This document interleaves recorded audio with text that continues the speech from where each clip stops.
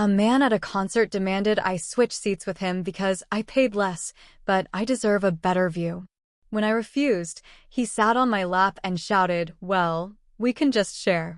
The crowd laughed until I called over an usher and said, "Then let's see how security feels about that." So this happened last summer in Chicago. I was at the United Center, finally seeing one of my all-time favorite bands live. I'd been saving up for a few months for a decent ticket, not floor seats, but pretty damn close. Paid around $180 for a spot in the 100 level, near the stage, solid view, aisle seat. Not cheap, but not ridiculous either. I even got there early, grabbed a drink, and settled in. You know that kind of anticipation where the stage lights haven't gone down yet, but you can feel the buzz from everyone around you? That was the vibe. Just as the opening act was wrapping up, this guy walks up and stands in front of me. I figured he was trying to find his seat or maybe squeezing past to get to the middle of the row. But no, he stands there awkwardly, looking down at me like he was waiting for something. Then he says, dead serious, "Hey man, you mind switching seats with me?" Didn't even introduce himself, just launched right into it. No smile, no sorry to bother you. Nothing. I blink and say, "Sorry, what?" He repeats it, slower this time, like I was the idiot here. "Switch seats. You're in a better spot." I paid less, but I feel like I deserve a better view. Now, I thought I misheard him. Who says that? But nope, he was completely serious. He goes on to explain, without me asking, that his seat is about 15 rows higher up, but he thinks he deserves to see the show better because he's a longtime fan, and people like me always get stuck with bad luck. I say, "Dude, I paid for the seat. I'm not switching." "Sorry." He stares at me for a second, like trying to decide if I'm joking. Then he sighs dramatically and says, "Well, all right then." And this man, grown-ass, at least in his mid-40s, wearing a hoodie 2 sizes too small and cargo shorts, sits down on my lap. Deadass. Like full-on, squishing me down into the seat, leaning back, arms folded across his chest like this was totally normal. He yells, "Well, we can just share." Loud. Real loud. Everyone around us bursts out laughing. I mean, full-on cackling. A couple people in our row turned around to see what the hell was going on. The guy next to me took out his phone. I could hear him mutter, "No way this is real." I try to push the guy off. I'm not a small dude, but he was heavier than he looked and had all his weight pressed down like a sack of bricks. I'm saying, "Get off me, man. What the hell is wrong with you?" He goes, "You didn't want to be fair, so now you can just deal with it." I try again to push him, but now he's bracing himself like this is some twisted hill he's willing to die on. I look around for help, and that's when I catch an usher walking down the aisle. I wave him over fast. The usher, young guy, probably early 20s, leans in and goes, "Is everything all right here?" And I go, "No. This guy is literally sitting on me. He's not in his seat and won't move." The usher looks confused at first, then sees the guy fully sitting on me like it's casual. He says, "Sir, I'm going to need you to get up right now." Lap guy doesn't even blink. "Why?" "I'm just trying to enjoy the show." The usher says again, firmer this time, "You need to return to your assigned seat, sir. This is not your ticketed area." The guy finally stands up, but not before muttering loud enough for everyone to hear, "This is Bulls ******. Just trying to enjoy life, and people like him ruin it." People. Like me? Oh, that pissed me off.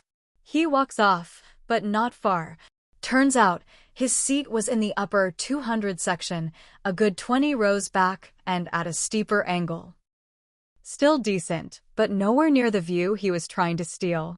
You'd think that'd be the end of it, right? Wrong. He spent the first few songs standing at the railing behind our section, glaring at me. Every now and then, he'd throw his arms up like I had robbed him of something. He even took a picture of me at one point. I just stared right back at him. Eventually, security came by. Turns out I wasn't his first attempt.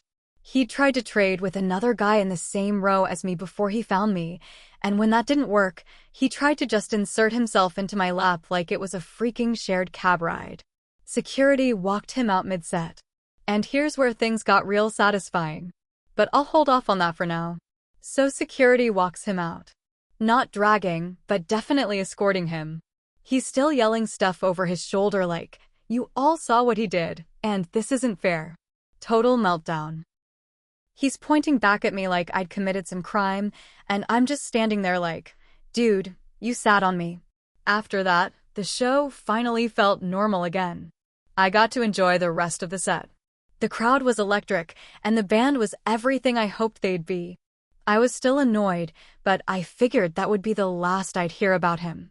Spoiler. It wasn't. 3 days later, I'm at work. I work at a small hardware store in Oak Park, not too far from where I live. Nothing fancy, just regular shifts, helping customers, stocking shelves. Around midday, my manager, Dan, comes up to me and says, "Hey, someone's asking for you at the front." I walk up front and immediately freeze. It's him. Same guy. Cargo shorts, different hoodie, same smug face. This time he's got a phone in his hand, and he's got that same arrogant energy like he's about to teach me a lesson. "You don't remember me?" he asks, like he's amused. "United Center. You had me kicked out." Funny how small Chicago really is. Now, I'm not trying to cause a scene at work, so I keep it cool. I say, "Sir, I don't think this is the place. You need something from the store." He smiles like a guy who's got something planned. "Nah, I just wanted to see where you worked. Needed to put a face to a name. I got your name, by the way, from your receipt." That stopped me cold. See, when the usher had scanned my ticket, I had also bought a band shirt and a drink. I used my card. That's probably how he got my name. Or worse, maybe he saw it on the security report. He had been escorted out, and if he complained hard enough, maybe he got someone to file paperwork. I didn't know what he was capable of, but now I was rattled. I said, "I think you should leave." He leaned in, lowered his voice just enough so the manager didn't hear. "You humiliated me in front of hundreds of people. That doesn't just go away." Then he left. That was the start of it. The next week, weird stuff started happening. I'd come out to my car after work and find little things off. Side mirror pushed in, antenna bent. Once, there was a flyer under my windshield wiper for anger management classes. That one actually made me laugh, but only for a second. Because the next time, it wasn't a flyer. It was a note. "Hope you're enjoying the view from down here now." No name. Just that. Folded, plain paper. Now I'm mad. I go to Dan and tell him everything. He's as shocked as I am and checks the store cameras. We pull footage. Sure enough, hoodie guy had been outside in the parking lot more than once, just lingering. No shopping bags, no business inside. Just hanging around. Dan tells me he'll file something with mall security. But it doesn't end there. One night, around 9 p.m., I'm walking out of my apartment building to take the trash to the curb. The street's quiet. I hear footsteps behind me, and when I turn around, guess who I see across the street? Yep. He's just standing there, not even trying to hide. Arms crossed. Watching. I freeze. My phone's in my pocket, but I don't want to pull it out in case I make it look like I'm scared. I'm not. I'm pissed now. I call out, "What the hell is your problem?" He yells back, "You humiliated me." I'm just returning the favor. Then he walks off. I call the non-emergency police line. File a report. They say there's not much they can do unless he threatens me directly or damages property. But they agree to do a patrol sweep that night. It helps a little. But now I'm watching my back. And then, things escalate. One morning, I come out to go to work. My car won't start. Battery's fine. Gas tank's full. I pop the hood. Wires are cut. I call it in. Police come out. It's vandalism now. They take it more seriously this time. I show them the note, tell them everything. They take my statement. But without video, there's not much they can prove. He's not dumb. He's careful. But now I know what kind of person I'm dealing with. So I start documenting everything. Dates, times, pictures, voice memos of every encounter, screenshots of social media posts that might be him. I check Reddit, Facebook, Twitter. I even look through local forums. Eventually, I find him. He's in a Facebook group for local music fans. He posts a rant. Some people think paying more makes them better than you. I'm gonna show him what being seen really means. I screenshot everything. And then I get an idea. It's not revenge yet. Not fully. Not yet. But it's coming. So after I find his Facebook post, I'm fired up. It's him, no question. Same tone, same weird way of trying to sound justified. I screenshot everything and start building a folder. Dates, images, every single strange event. Dan helps me add some of the store's security footage. I even jot down a few license plate numbers from cars I don't recognize near my apartment. Then things go quiet for about a week. No sightings. No notes. No damage. I almost let myself believe it's over. That's when the email shows up. It's sent to my work email. I never give that out. It's mostly just for internal stuff, schedules, shipping forms. But somehow, there it is, subject line. Nice try. The message says, "You think cops will help you? They don't care about guys like me. They'll care when the wrong person gets hurt." I'm patient. No name. But I know it's him. This time I take everything to the cops again. They add it to the report. They suggest a restraining order, but without a full name and address. It's tricky. He hasn't physically attacked me. He's done damage, but never on camera. They need more.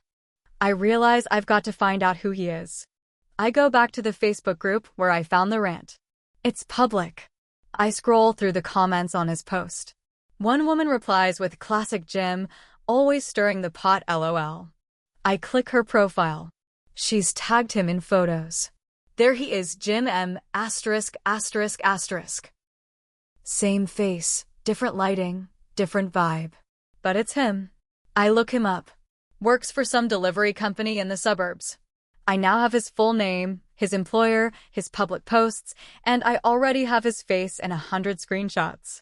So I do something I probably shouldn't have, but I was tired of waiting. I make a post. I use a throwaway account. I write up everything that happened, from the concert to the threats, the notes, the wire cutting, the email. I post it in the same music group he hangs around in. I don't say his name, but I include a very clear detail. He shouted, "We can just share," while sitting on my lap like it was a park bench. That's when the crowd laughed. That's when he snapped. It blows up. People start commenting. Dozens remember the incident.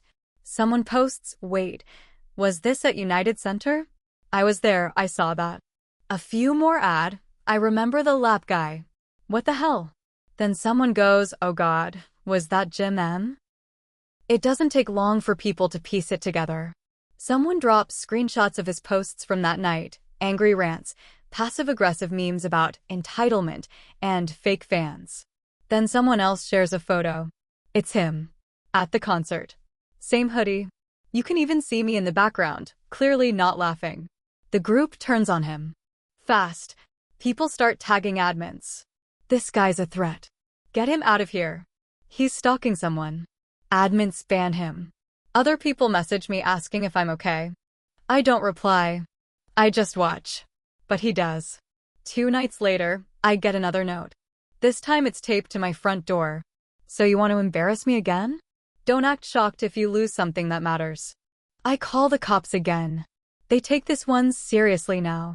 They assign someone to patrol my neighborhood every hour overnight. But they still can't touch him directly without catching him in the act. So I get a camera. I mount one above my door. I point one at my car from the apartment window. And then I wait. It takes 3 nights. Around 2:30 a.m., I get an alert from the motion sensor. I check the feed. It's him. In a hoodie, creeping down the sidewalk, holding something in his hand. He walks up to my car, ducks, then moves around to the passenger side. Takes out what looks like a screwdriver. I hit record. Then I call 911. This time they catch him red-handed. Turns out he was trying to pry open my car door, probably to slash the interior or worse. They arrest him. I give them everything: videos, screenshots, notes, emails, even the Facebook thread. It's all in that folder. The cops actually thank me for keeping such detailed records. They tell me that kind of consistency helps.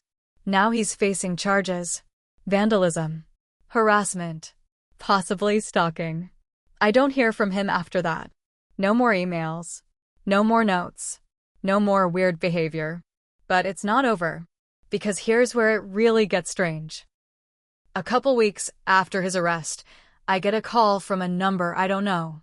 I let it go to voicemail. It's his sister. She says she's sorry.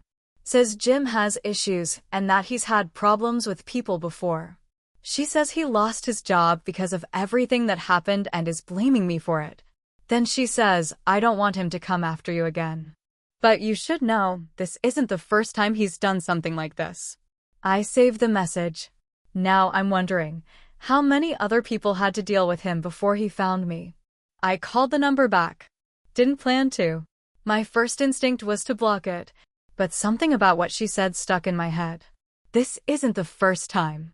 She picked up on the second ring. Sounded tired. Maybe older than him. Maybe younger. Hard to tell. She said her name was Natalie. I said, what did you mean by that? When you said he's done this before. Long pause. Then she said, Jim's been like this since we were kids. Always had this twisted way of thinking people owed him something. He'd fixate on someone and blame them for every little thing wrong in his life. First it was teachers. Then coworkers. A neighbor once had to file a restraining order on him for keying their car every night for weeks. I sat down. She kept talking. Said he'd been fired 3 times before. Said he once followed a guy he worked with for over a year, left notes on his porch, sent letters to his wife, the whole thing. Nothing that ever got him locked up. Just creepy, calculated stuff. He never gets caught doing the actual damage, she said. He waits. Plans. And now, after losing his job again, his bail got denied. His past caught up with him. Finally. But she wasn't calling to ask for help or sympathy. She was warning me. He told our mom he's going to ruin your life when he gets out. That sat with me for days. I couldn't sleep. Couldn't eat. Even though he was behind bars for now, I felt like I was waiting for something to explode. Then I did something I hadn't done before. I checked the court records. Jim had other charges. A few sealed cases. One open complaint from a woman in Evanston. Civil stuff too. People suing him for damages, one for stalking. And I started to realize something. The system had been letting this guy slide for years. He was smart. Careful. Knew how to be a pest without being a criminal. Knew how to push just far enough without going over the line. And tell me, I wasn't just his next obsession. I was his mistake. So I made a decision. I didn't want to just make sure he stayed away. I wanted to make sure he couldn't do it again. Not to me. Not to anyone. I took the folder, the one with all the screenshots, the videos, the notes, and I made copies.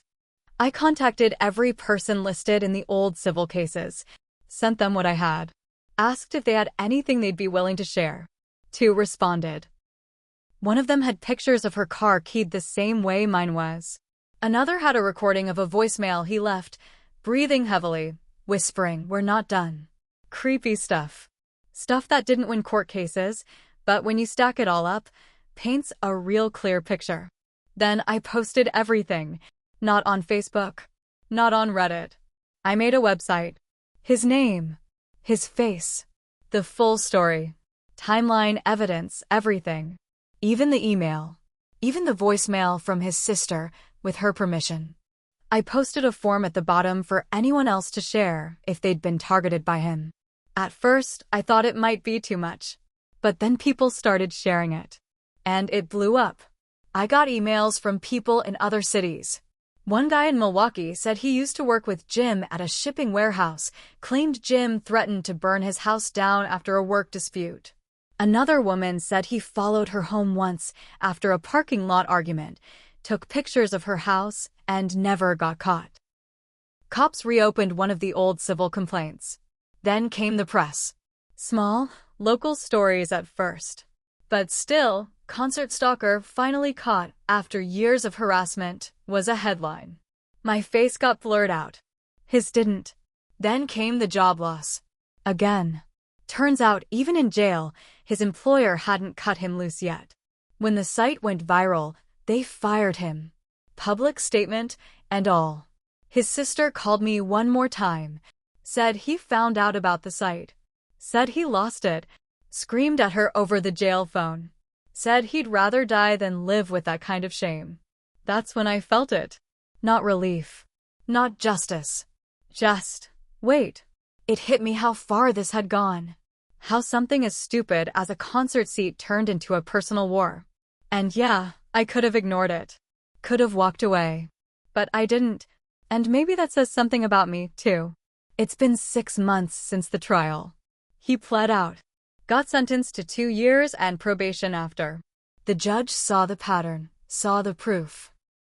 He'll be in therapy, under supervision, and if he messes up again, he's done. His record is no longer clean. The website's still up. I update it sometimes. I still get emails. His name is out there now. Not to ruin him, but to protect people. But I can't lie. There's still part of me that remembers how smug he was that night at the concert. Sitting on me like I was nothing. Smiling like he'd already won. And yeah, I smile sometimes now too. Because in the end, I didn't just get my seat back. I took everything he thought he could hide behind. And made sure no one else would have to fight him alone again.